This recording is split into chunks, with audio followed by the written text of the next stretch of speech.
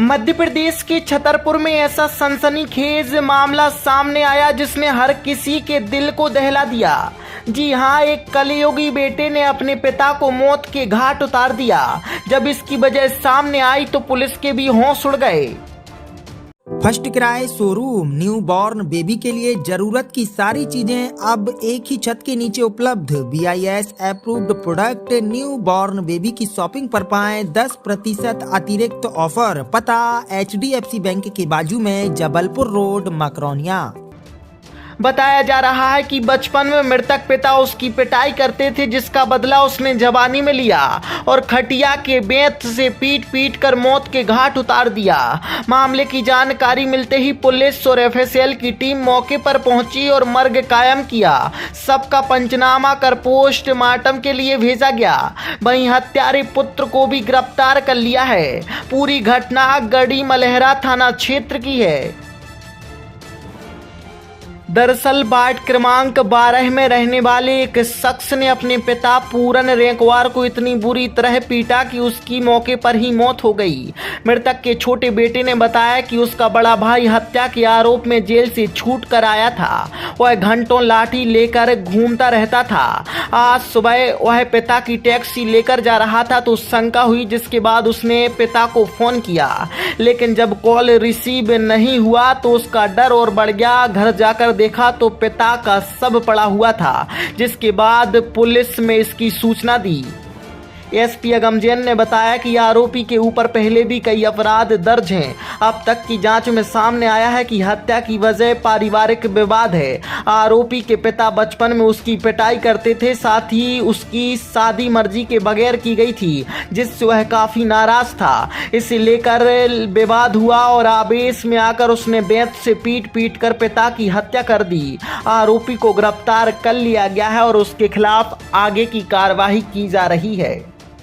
ये हो गई कि अब हम तो रहते थे वार्ड नंबर 11 में, काली माई मोहल्ला में, और जो हमारे पिताश्री हैं वो रहते थे वार्ड नंबर 12 चतराभुज मोहल्ला में जी।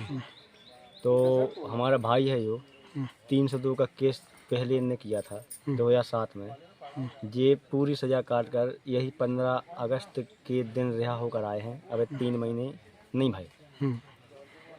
और ये दोनों साथ में रहते थे, पिताजी रहते थे, बड़ा भाई साथ में रहता था। बस अचानक सुबह देखा, आज सुबह, और हम अपनी ड्यूटी पे थे तो बड़े भैया नरेंद्र रेंकवार, हाँ, हमने टैक्सी लेने देखा तो हमने सोचा कि हमने कभी, हमारे पिताश्री ने किसी को टैक्सी दी नहीं। आपके पूर्व में भी आपने एक आवेदन दिया था जो हमने पूर्व में आवेदन दिया था, एक ठिया के अपने थाने में भी दिया था, पुलिस थाने में दिया था कि ये दिमागी पागल है जो कोई हादसा कर सकता है, 24 घंटा लठ लें घूमता है, मोहल्ला वाले भी दहशत में है।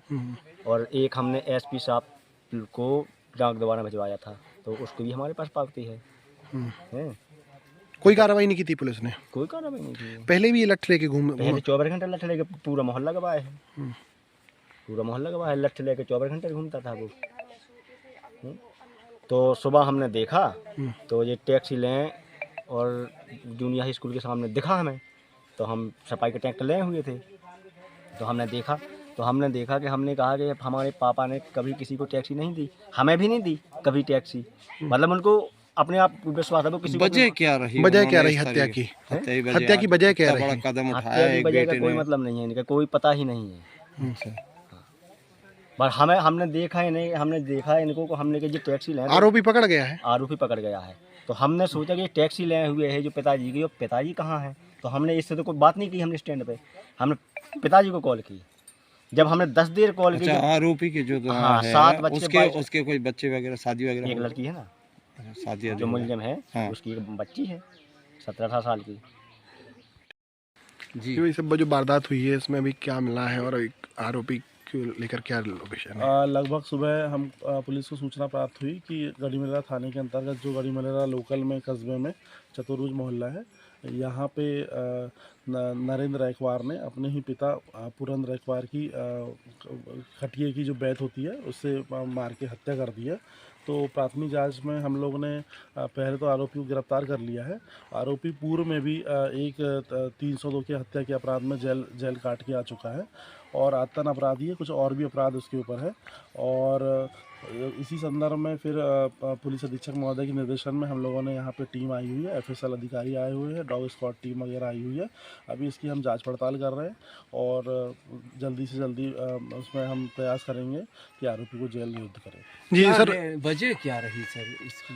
अभी प्राथमिक पूछताछ में जो आरोपी है उसका कहना है कि बाप ने अपने उनके साथ जो है दूजा व्यवहार किया है, तो बचपन से ही उसके साथ मारपीट करना और सही व्यवहार ना करना, और उसका कहना ये है कि जिस लड़की से मैं शादी करना चाहता था उसकी मर्जी की लड़की से शादी भी नहीं हुई थी। ये सब तमाम कारण उन्होंने बताया। सर दूसरा बात ये है कि यहाँ पर स्थानीय लोगों ने जो बताया है और मृतक के जो पुत्र हैं, दूसरे पुत्र हैं, उन्होंने कहा है कि हमने आवेदन भी एक पुलिस अधीक्षक को दिया था कि ये व्यक्ति जो है लगातार ऐसी वारदात करने की फिराक में था, फिर भी कोई कार्रवाई नहीं हुई। क्या नहीं, अगर आवेदन थाने में प्राप्त हुआ होगा तो उसमें अवश्य जांच हुई होगी और एक जांच का विषय है, और हम ये प्रयास करेंगे कि जल्दी से जल्दी आरोपी। सर पुलिस अधीक्षक को भी दिया था थाने के बाद में आवेदन? हाँ, वो मार्क होकर थाना प्रभारी महोदय को ही प्राप्त हुआ होगा, तो हम उसकी जांच का विषय में जांच करवाएंगे उसकी। मुकेश यादव, सागर एक्सप्रेस न्यूज, छतरपुर।